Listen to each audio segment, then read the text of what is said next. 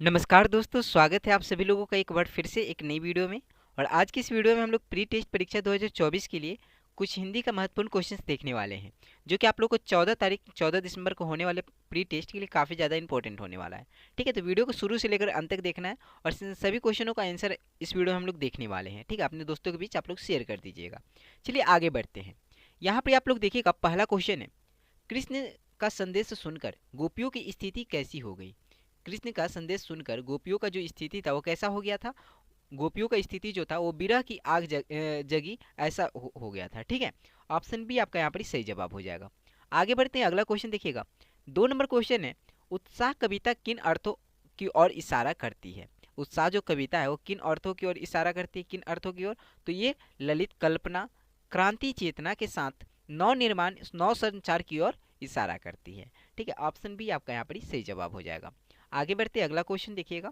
यहाँ पर मुख्य गायब की आवाज़ कैसी थी। मुख्य गायब की जो आवाज़ थी वो कैसी थी, चट्टानों जैसी भारी। ठीक है, ऑप्शन बी आपका यहाँ पर बिल्कुल सही जवाब हो जाएगा।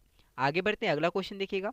यहाँ पर 4 नंबर क्वेश्चन है, धुंधला प्रकाश किसका प्रतीक है। धुंधला प्रकाश जो है वो किसका प्रतीक है, अस्पष्ट सुख का। अस्पष्ट सुख का धुंधला प्रकाश प्रतीक है। ठीक है, ऑप्शन सी आपका यहाँ पर सही जवाब हो जाएगा।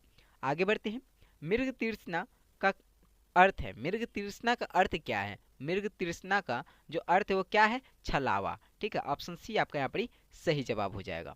आगे बढ़ते हैं, यहाँ देखिएगा 6 नंबर क्वेश्चन है, पाठ माता का आंचल में मर्दुए शब्द किसने किसके लिए प्रयोग किया। मर्दुए जो शब्द था वो लेखक की माता ने लेखक के पिता के लिए प्रयोग किया था। ठीक है, ऑप्शन बी आपका यहाँ पर सही जवाब हो जाएगा। आगे बढ़ते हैं, अगला क्वेश्चन देखिएगा। यहाँ पर 7 नंबर क्वेश्चन है, मूर्तिकार ने अंत में मूर्ति के नाक के लिए क्या सुझाव दिया।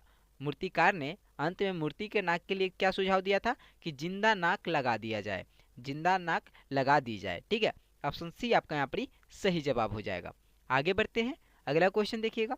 यहाँ पर 8 नंबर क्वेश्चन है, साना साना हाथ जोड़ी प्रार्थना लेखिका ने किस देश की युवती से सीखी थी। साना साना हाथ जोड़ी प्रार्थना जो था वो लेखिका ने किस देश की युवती से सीखी थी, तो नेपाल देश की युवती से सीखी थी। ऑप्शन सी आपका यहाँ पर सही जवाब हो जाएगा। आगे बढ़ते हैं, कैप्टन कौन था। 9 नंबर क्वेश्चन है, कैप्टन कौन था। इसका सही जवाब क्या हो जाएगा, चश्मा बेचने वाला। चश्मा बेचने वाला को लोग कैप्टन कहकर बुलाते थे। ठीक है, आगे बढ़ते हैं, अगला क्वेश्चन देखिएगा। यहाँ पर 10 नंबर क्वेश्चन है, लेखक ने खीरा खाने से क्यों इनकार कर दिया था। लेखक जो था वो खीरा खाने से क्यों इनकार कर दिया था, क्योंकि वो आत्मसम्मान की रक्षा करने के लिए। ठीक है, आत्मसम्मान की रक्षा के लिए वो खीरा खाने से इनकार कर दिया था। ठीक है, आगे बढ़ते हैं, अगला क्वेश्चन देखिएगा।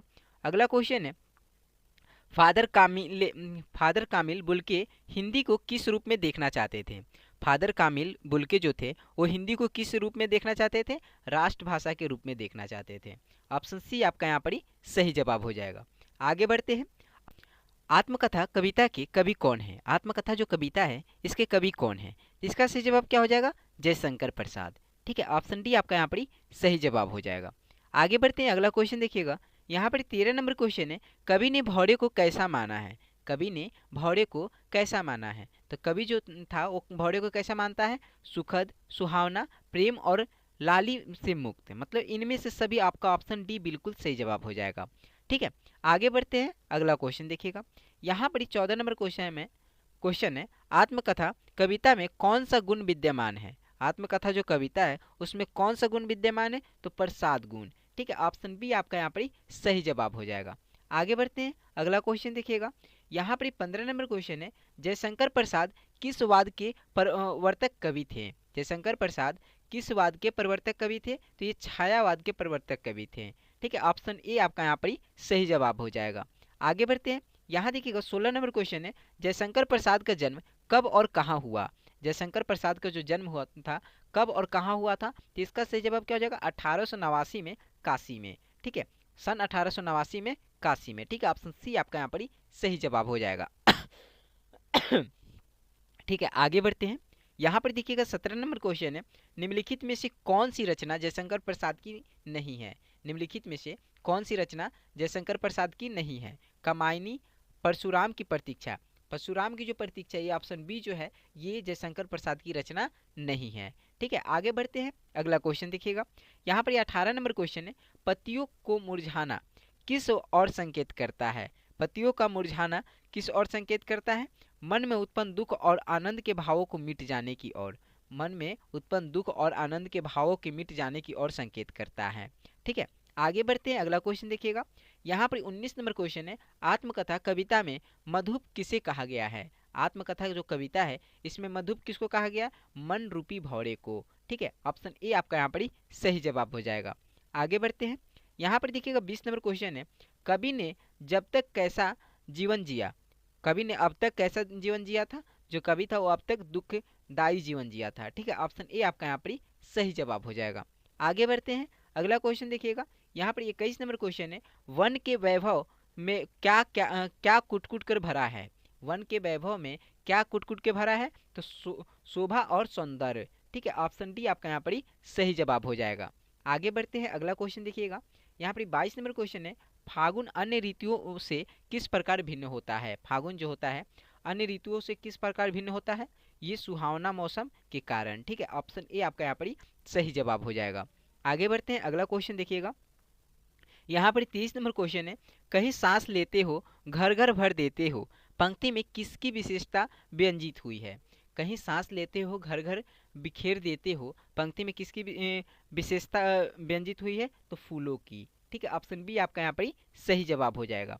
आगे बढ़ते अगला क्वेश्चन देखिएगा, यहाँ पर 24 नंबर क्वेश्चन है, सूर्यकांत त्रिपाठी निराला का जन्म कब हुआ? सूर्यकांत त्रिपाठी निराला का जन्म कब हुआ था? 1899 में। ऑप्शन डी आपका यहाँ पर सही जवाब हो जाएगा। ठीक है, आगे बढ़ते अगला क्वेश्चन देखिएगा, यहाँ पर 25 नंबर क्वेश्चन है, अट नहीं रही है कविता में किसकी आभा हट नहीं रही है? अट नहीं रही कविता में किसकी आभा हट नहीं रही है? इसका सही जवाब क्या हो जाएगा? फागुन की। ठीक है, ऑप्शन डी आपका यहाँ पर सही जवाब हो जाएगा। आगे बढ़ते हैं, उत्साह कविता में बादल किसका प्रतीक है? 26 नंबर क्वेश्चन है, उत्साह कविता में बादल किसका प्रतीक है? तो क्रांति का। बादल किसका प्रतीक है? क्रांति का। ऑप्शन बी आपका यहाँ पर सही जवाब हो जाएगा। आगे बढ़ते हैं, कवि किससे गरजने के लिए कह रहा है? कवि किससे गरजने के लिए कह रहा है? बादल से। किससे? बादल से। ऑप्शन ए आपका यहाँ पर सही जवाब हो जाएगा। आगे बढ़ते हैं, 28 नंबर क्वेश्चन है, उत्साह कविता में आए निदाग शब्द का क्या अर्थ है? उत्साह कविता जो है उसमें निदाग जो शब्द आया हुआ है उसका क्या अर्थ है? अत्यधिक गर्मी। ठीक है, ऑप्शन ए आपका यहाँ पर सही जवाब हो जाएगा। आगे बढ़ते हैं, धराधर किसके लिए प्रयुक्त हुआ है? धराधर किसके लिए प्रयुक्त हुआ है? बादल के लिए। ठीक है, ऑप्शन सी आपका यहाँ पर सही जवाब हो जाएगा। आगे बढ़ते हैं, और यहाँ पर आखिरी क्वेश्चन 30 नंबर क्वेश्चन देखिएगा, निराला नाम से कौन कवि विख्यात है? तो सूर्यकांत त्रिपाठी। सूर्यकांत त्रिपाठी निराला नाम से विख्यात है। ठीक है, ऑप्शन बी आपका यहाँ पर सही जवाब हो जाएगा। ठीक है, तो दोस्तों इस वीडियो में हम लोग टोटल 30 क्वेश्चंस देखें जो कि आप लोग के परीक्षा के लिए काफ़ी ज़्यादा इंपॉर्टेंट है। ठीक है, तो इस वीडियो और अपने दोस्तों को भी शेयर कर दीजिएगा। ठीक है, चलिए फिर मिलते हैं अगले वीडियो में। बहुत बहुत धन्यवाद आप सभी लोगों का। Thank you. जय हिंद, जय भारत।